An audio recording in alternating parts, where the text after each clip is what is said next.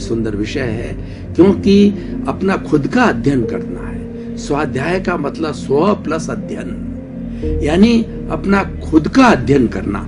हम दुनिया को बहुत जानते हैं, गूगल के अंदर अगर डाल दिया तो सारी दुनिया के सभी ज्ञान का हम धीरे धीरे पता कर सकते हैं, लेकिन खुद के ज्ञान की बात आती तो खुद का ज्ञान गूगल में नहीं मिलता है।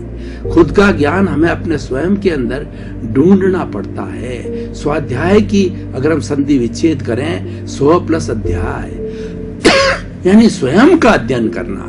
हम दुनिया को बहुत जानते हैं, लेकिन अपने को कुछ भी नहीं जानते। हम दुनिया को अपनी तराजू से तोलते हैं, दुनिया को हम अपने गज से नापते हैं, लेकिन हमारे को हम दूसरे के गज से नापते हैं, दूसरे से तराजू पर तोलते हैं, तो उससे हमारा स्वयं का अध्ययन नहीं होता है। स्वयं के अध्ययन के लिए हमको भीतर जाना पड़ेगा।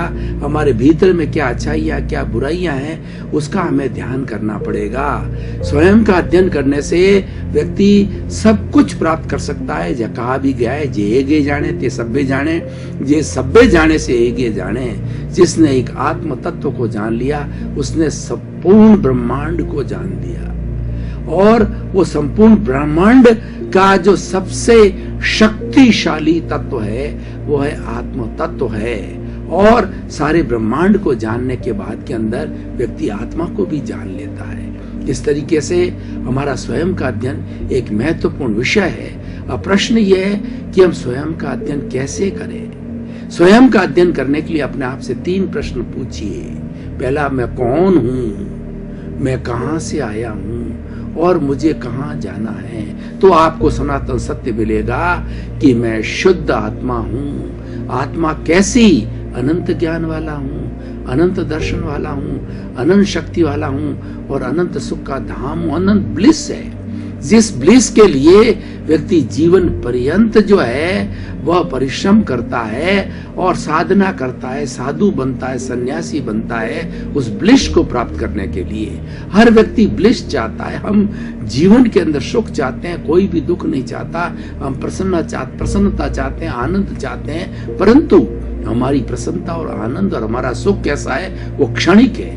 एक सुख के बाद दूसरा आता है और सुख के बाद में दुख आता है, दुख के बाद सुख आता है, और ये साइकिल, ये चेन चलती रहती है। परंतु हम स्वयं का अध्ययन करें तो हमें एक इटर्नल सुख मिलेगा, जिसको ब्लिस बोला जाता है, क्योंकि वो हमारी आत्मा की प्रॉपर्टी है। हमारे आत्मा को सच्चिदानंद कहा जाता है। सत्य, चित्त और आनंद। सत्य का मतलब अविनाशी।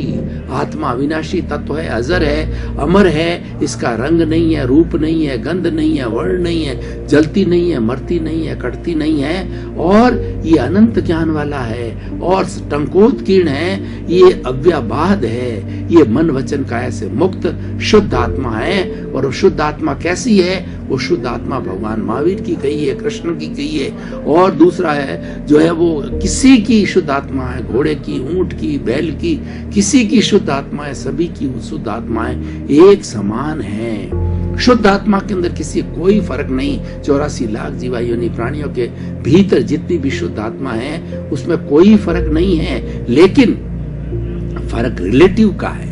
जो हमारा शरीर है, ये मन वचन काया है, हर प्राणी का अलग अलग है।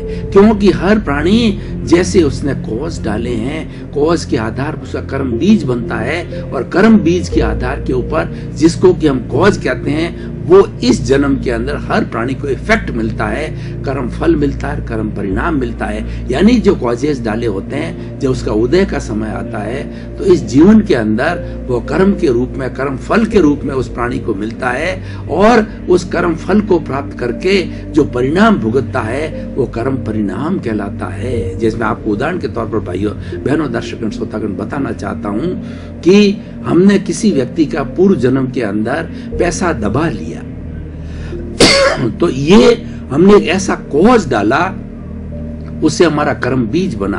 उसका इस जीवन के अंदर क्या इफेक्ट आएगा कि वह व्यक्ति वो हमें मालूम नहीं पड़ेगा पिछले जन्म में हमने क्या किया है, लेकिन वह व्यक्ति एक निमित्त के रूप के सामने आएगा और वो एक पार्टी के रूप में आएगा और वो आपसे ट्रांजैक्शन करेगा, और ट्रांजैक्शन के अंदर जितना पैसा आपने पूर्व जन्म के अंदर उसका दबाया था ब्याज सहित, वो पैसा आपका रोक लेता है, वो दबा लेता है। आप प्रयास करते हो उसको निकालने का, उसको उसके साथ में राग करते हो, द्वेष करते हो, लेकिन वो हमारा कॉज डाला हुआ है, वो हमारा कर्म फल के रूप के अंदर यहाँ मिला।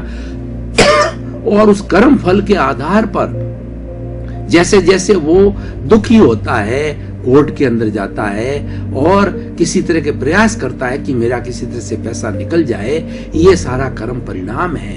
कर्म फल के आधार पर हमको कर्म परिणाम मिलते हैं और उस कर्म परिणाम से संवेदन होता है, सुख दुख की अनुभूति होती है।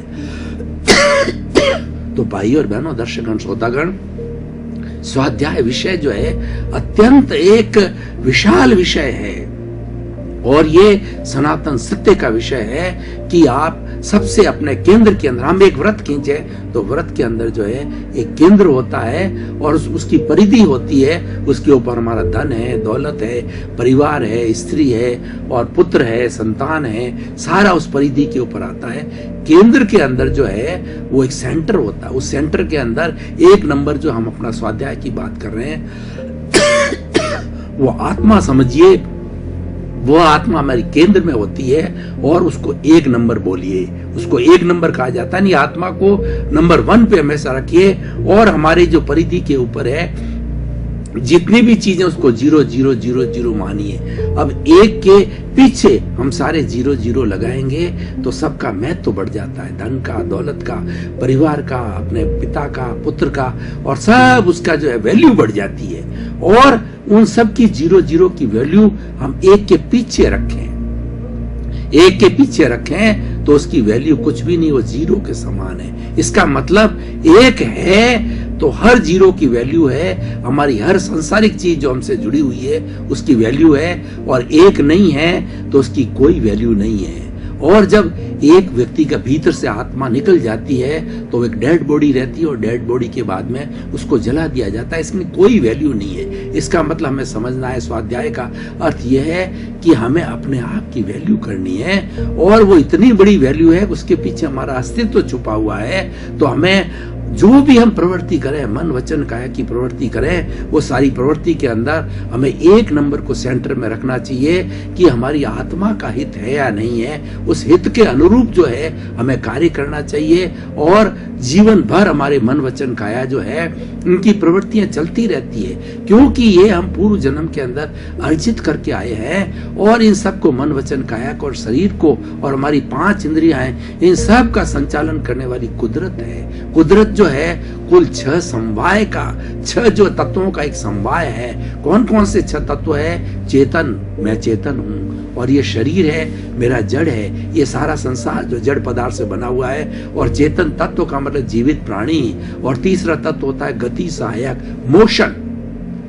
साइंस की भाषा में बात करें, मोशन, मैं हाथ हिलाना चाहता हूँ, ट्रेन चलनी चाहती है, हेलीकॉप्टर चलना चाहता है, तो पूरी इस कुदरत के अंदर, पूरी सृष्टि के अंदर, पूरी इस नेचर के अंदर जो है वो जो है हमारा मोशन तत्व मौजूद है। गति सहायक वो मोशन करवाता है। ट्रेन चल रही है, व्यक्ति चल रहा है, कोई भी चीज चल रही है, वो चलते चलते रुकना चाहती है, तो रुकना चाहने के ऊपर रेस्ट तत्व जो है पूरे ब्रह्मांड के अंदर, पूरी सृष्टि के अंदर, पूरे जिसको कि हम नेचर कहते हैं, कुदरत कहते हैं, उसके अंदर हर क्षण व्याप्त होता है। और जो ही आपने रेस्ट की कामना की, तो ही वो तत्व आपको जो है वो गति को रोक करके आपको रेस्ट की अवस्था में आ जाता है।